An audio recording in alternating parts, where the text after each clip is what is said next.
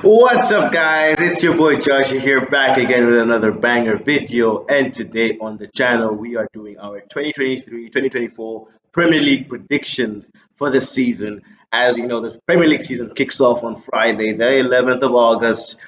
Manchester City versus Burnley, Company versus Pep Guardiola. We're gonna make a predictions video.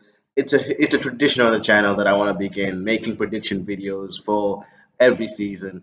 And we're gonna start off. We're gonna be back. We're back. It's been a while. I think 3 months since I last posted a video on the channel. I've missed you guys. For those who are new to the channel, leave a big fat subscribe and leave a big fat like on the channel. Comment down below your Premier League predictions. If you don't agree with mine, comment down below. Feel free. I'm wearing the new United threads too. Like, oh my god, I'm so gassed for this season. Let's get into the video. Let's start with who's gonna get relegated from the 20th position to the 18th position. Cause let's get into it. I'm gonna start off with who's gonna be 20th in the league. It's gonna be Wolves. I don't have any hope for Wolves. I feel like their time in the Prem has actually run out. They have finally run their course, and literally with Julian Lopetegui leaving the team in recent weeks, he's parted way with Wolves. I don't see them really doing much in the Premier League this season. If Lopetegui was still around, I'd say there's an opportunity, there's a chance they'd be top six, top seven. But no good manager means no good position. So relegation is what it's calling for them, and that's all I could really predict for them. Who's gonna be 19th? Oh my God, it's tough to put Luton Town, but Luton Town will be 19th. They will be 19th. I just don't see them having enough quality players to play in the Premier League. You have to have quality, you have to have experience, and that's something they lack. So 19th, I'd say Luton, but like I feel like they'd be in a relegation battle until like May or something. It's either between Luton or Wolves who's gonna be the bottom of the league, that the foot of the table. Who's gonna come out in 17th? Who's getting relegated next? A difficult one, a difficult chance. But based on just recent history, I feel Nottingham's going to get relegated. Nottingham will be 18. They're getting relegated. Nottingham Forest are going down, and that's just. I don't think last season they survived, but I don't think they have what it takes to really, really, really be a threat. To really, really be someone who says, "Oh, they'll comfortably get 13, 14th." They don't look like a team. Since last season, they don't look like a team. They have too many players. I don't know. I might be wrong with that, but I feel like they're gonna be relegation zone maybe until the end of the season, like the last final match is when they'll actually get their fate sealed or whatever. But some team I do give hope, I do give a chance is Sheffield. I feel like Sheffield will be 17th. I feel Sheffield would be a team that if they're gonna be down there in a scrap with the likes of Everton, who's also gonna be there in 16th, it's Sean Dyche. I don't expect much this season. I've not seen a strong transfer window from Everton, so I wouldn't know if really they have the chance of fighting and going through to the next stage or whatever. 15th, I would have to put Crystal Palace. And like, no offense to Palace, they still have a young squad, but 15th seems fair. Seems fair in my opinion because again, I've not seen much improvement. I've not seen much of a change in their team, but they have a young squad, so they're still growing. They're still going to be a better team. They're still going to go levels. They're going to have to do better. But again, I'm going to have to put a team like what's this? Fulham in 14th. Fulham are going to be 14th. So with Fulham being 14th, well, that really means that they're going to be mid-table. I don't think they're going to be as exciting as last season. I'll struggle to see where they're going to get their goals from. Actually, you know what? Fulham is going to be 15th and Palace is going to be 14th. And surprisingly, I see Burnley being 13th. I see Burnley under company, they're different gravy. Under company, they're different gravy. They're a different team. They're a different beast right now. They're just They're just that team. I against how they play against Manchester City, it's gonna be crazy. And hopefully, I wish them all the best. They have every single right to be in 13th, in my opinion. What else do I see as a higher mid-table team? Let's go for 12 to 8th. In 12th, I'd put West Ham. I don't think they're going to be able to compete for the European places. They weren't able to compete last season for the European places, and now I see them like they won't be able to compete for the Europa Conference League and positions like that because they've lost Declan Rice, and they still need to build now a team that can get used to going back to being that same old, same old. They're selling Skamaka, they're signing Harry Maguire, they're signing Scott McTominay probably. They still need time to grow and adapt to the style of play and stuff like that. But hopefully, they'll perform. They'll perform. In 11th, I see Brentford, and that's no hate on Brentford, but 11th is good for Brentford. I see them being 11th because they're a mid-table team. No Ivan Tony though, that's gonna be different. But they've shown even when Ivan Tony was banned in the later on in the season, they still could play, they still could fight, they still found goals. So it's just a matter if they find those goals, is it possible for them? 10th, it's a mad call, it's a crazy call, but I see Bournemouth being 10th. Why? I don't really know. I don't really know, but Justin Kluivert being a good signing, the depth, the Senesis, the whatever. I just feel like they've signed good players that can really give them a chance of being a mid-table team. I don't see them getting relegated. That's another thing. I don't see them in the likes of Sheffield, Everton, and Fulham, but I do see them in this little gap between West Ham, Brentford, Burnley, and Palace. Like I see them playing around there. I see them just hanging around those positions. I see them playing around with those lads. Another team, I want to put them up there in the Conference League position. I want to put them up there, but ninth place, sadly, is going to be Spurs. Sadly, I'm going to have to put Spurs in ninth place because I just don't see Spurs. I don't see it this season. But what does Postecoglou have to cook? Especially the fact that Harry Kane might be going to Bayern Munich. I don't really see an opportunity there. I don't see a chance for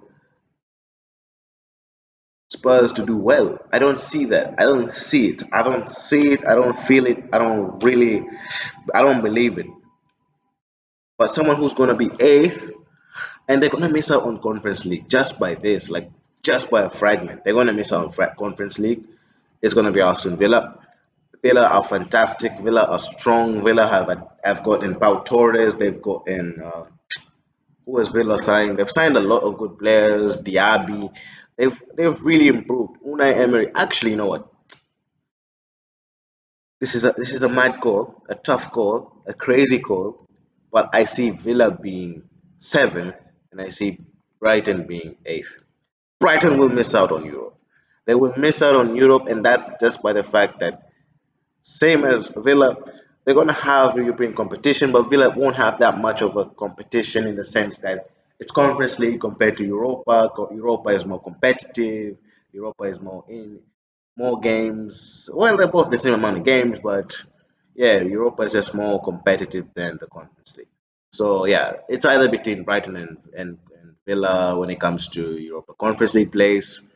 Who I see getting Europa League, this is where now the tough calls are come because I feel like Newcastle will drop off a bit. Last season Chelsea weren't in it, Liverpool weren't really in it.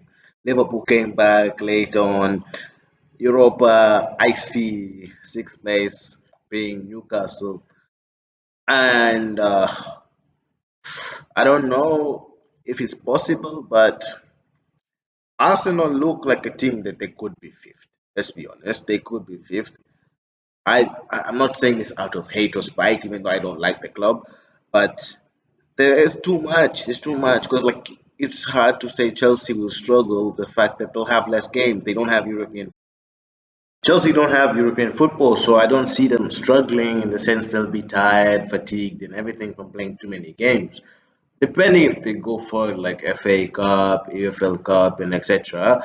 But Arsenal will have a lot of games. Liverpool will have a lot of games. United will have a lot of games. Chelsea won't. But in real sense, I feel Chelsea might just be fifth in the case that the lack of games would not have enough time for the team to bond, to be able to adapt properly to Pochettino's style. But they're a young squad, so I'd see them in the top four fight, but I feel they'll fail out of the lack of experience. Not like Arsenal, who have the experience now. They've had enough seasons to have the experience to be in the top four on a consistent basis. Last season was a good sign. This season is another sign that they'll be in the top four. And I know that the Lulu fans, that delusional Arsenal fans are being like, no, we should be champions. We should be what? But bro, relax. It's Manchester City who's always going to be there. Like it hurts to say that as a United fan, but Manchester City are too good. They're too good. They're too good.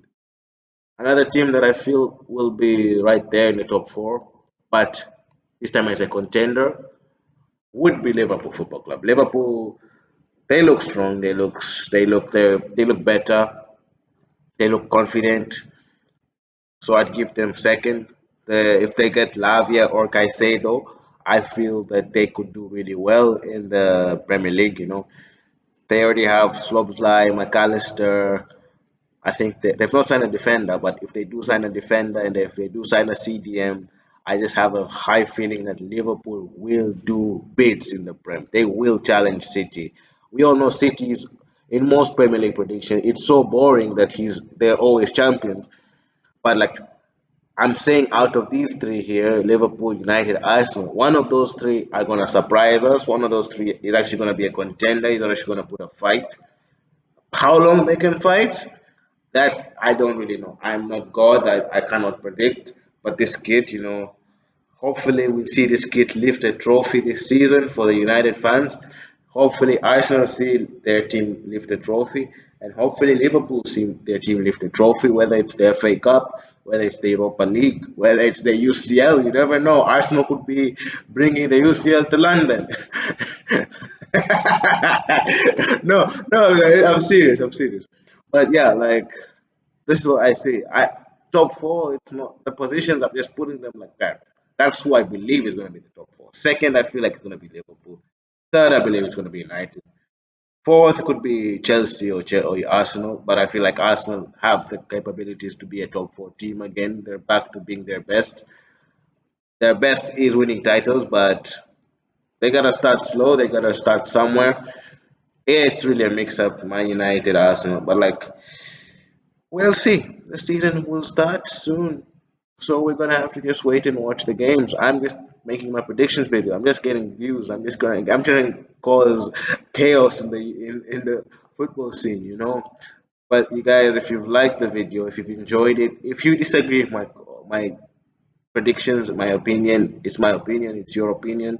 Comment down below what your prediction is. Comment down below. Feel free. It's been your boy Josh here. And let me add who's going to be my player of the season, manager of the season, flop of the season, highlight of the season, failure of the season, surprise of the season. So, team of the season, highlight who's going to win it? Of course, City. Who's going to be my manager of the season? It's probably going to be between Unai Emery or Eric Ten Hag. So, I'm going to have to go with Unai Emery. My player of the season, who I predict will be the player of the season, is either going to come from the City boys or the Liverpool boys. So, player of the season really might go to Erling Haaland again or Kevin De Bruyne. So, I'm going to have to go with Kevin De Bruyne.